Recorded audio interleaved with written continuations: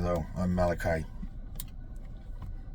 It's New Year's Eve, but a few hours from New Year's, and there's all kinds of fireworks and celebration around. Coincidentally, it's also going to be the first new moon of the year.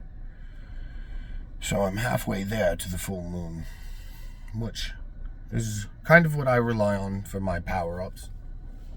Hopefully soon I will be strong enough, I will be tapped in enough that I don't need to rely on full moons, and I'll have access to my psychic abilities, my intuitions, my channeling of Malakai all the time. I'm also working on building a studio with neon signs, microphone, all kinds of stuff that beats the hell out of this van setup that I've got going on. But you got to start somewhere, right? I would like to shift the focus more of my videos from me kind of vlogging and complaining about the hardships on this journey to more actual helpful content. And hopefully I can draw in a larger audience than just 10 to 20 views. But if I do make it, if this personality skyrockets, then these videos they'll garner a lot of views in the future. My early content. But here we are again. I had something I wanted to lament about. And that is that I've come to the self-realization that I don't have the free will to do things for myself. I realize that I volunteered to be here in this lifetime. It's a one-off, which is great because, I'm a bit outside the wheel of karma. Of course, there's karma in this lifetime, but that's another video. What I'm trying to say is that I have things, desires, wishes, things that I want in this life that I will not have. I'd have no choice. I will never have them. These things, like maybe a family with a white picket fence, tons of children, beautiful wife, fast car, the American dream, other things like that. That's just an example.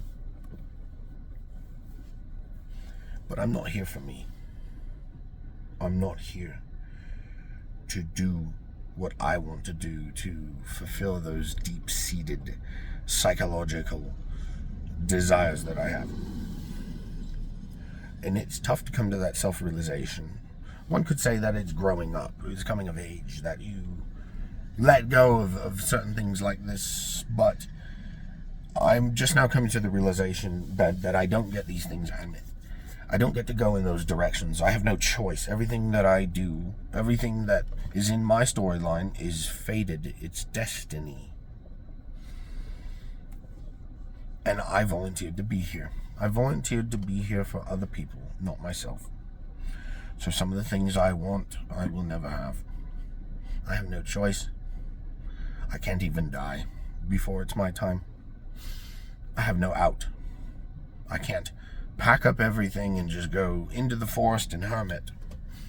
If it's not my storyline, I'm not allowed to do it.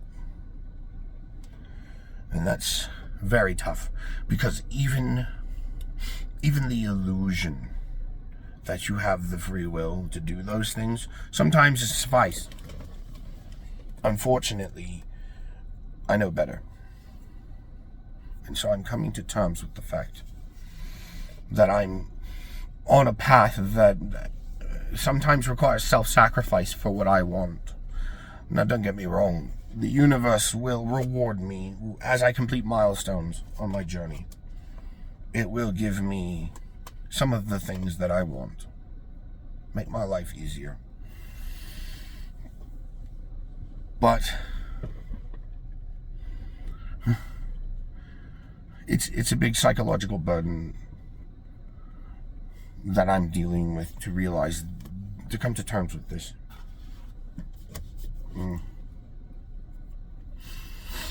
There's a part of me, an old part of me, that's a part of the dead me, a part of Zachary. And when I was reborn, he died. But there's still remnants of him. You know, he wants to chase after old things, old ways of making money, old attractions to women, old tendencies, old addictions. Excuse me.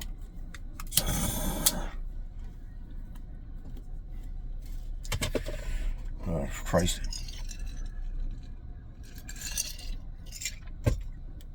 And one of those things, those old things, is a desire for a certain type of women. Young, beautiful, daddy issues, lots of tattoos. The same type of women that I've always been drawn to, broken birds, so to speak, that are never good for me. They're never good for me. But that's what I'm drawn to. That's what I'm attracted to. But I know better now. I mean, I've always had some semblance of knowing better, but now I'm meant to attract something greater. I'm meant to attract something I didn't even know existed. People that have their shit together. Women that have their shit together. That are kind and nurturing. That are loving. That aren't a roller coaster of toxicity, which for some ungodly reason I seem to like, or at least I used to. But this old part of me, that dying, this dead part of me, still likes to look, still has the fantasy, still is drawn. And I caught myself recently with another woman. I exchanged numbers with her under the auspice that I was going to help her read her birth chart. And I fully intended to help her read her birth chart, but there's a part of me that was sexually attracted to her. And I've caught myself lying to myself. I caught myself in an illusion.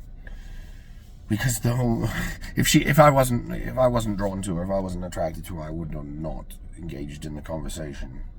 So I know that the psychological reason was not a very healthy one. Kind of a Seven of Swords energy. And so I confessed this to my partner, because I have a girlfriend, and she's very understanding. We're working on a relationship. It's not like any kind of relationship I've ever had, you know. She's a very stable and caring person. She's not chaotic in any kind of way. It's very good for me. But I'm still drawn to the past. I'm still drawn to that which the fire that I'm born in. And I don't know how to let that piece of me die. I don't know how to let that piece of me dissipate. You know, I'm letting all these dark pieces of me kind of fall in the wayside, evolve and transmute into something better, something that's better for my soul and those around me. But I self-profess to be a night worker, a dark worker. I work with dark energies, okay? Well, if I transmute all of my little darknesses, all my little habits, all the things that make me mischievous and who I am into light, then what's left to do dark work with?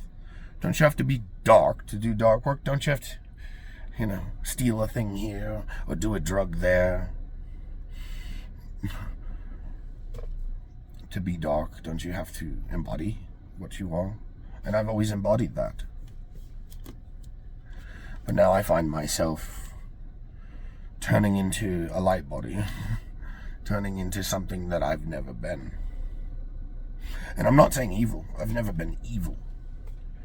But I've been dark. I work with dark energy, and I learn how to heal. I teach how to heal with dark energy. But if nothing's left of me that's dark, then what am I? Does that make me a light worker? I don't want to be a prude. I don't want to be a goody two-shoes. I'm a miscreant, a rogue scallywag. That's what defines me. But once again, we get back to the idea that I'm not here for me. I'm here for other people. So is that what I'm supposed to do? Evolve into my highest good, my angel form? It's very confusing. I'm very conflicted. Because I can teach dark work and light work all day, but I have to embody either one and or both. It creates a bit of a dilemma for me. I have no spiritual counsel. I have very little psychological counsel. I only have myself and my partner.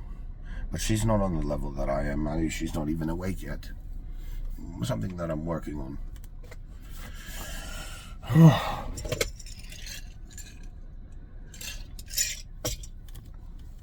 I just wanted to share that information. It's a constant struggle. Anyway, food for thought. I hope everyone has a happy New Year's. And keep those resolutions. Do something good. Treat yourself. And embody your highest good.